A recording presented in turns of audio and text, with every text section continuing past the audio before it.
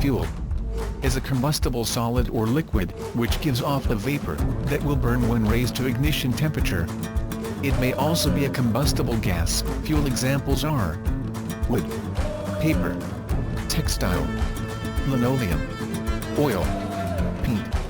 Gas, heat, raises the temperature of a combustible substance to a point where vapor is produced. Heat transfer to a combustible substance by radiations, conduction, and convection. Oxygen. 16% of oxygen is needed to support flaming combustion. If fuel, heat, oxygen is present, fire will start.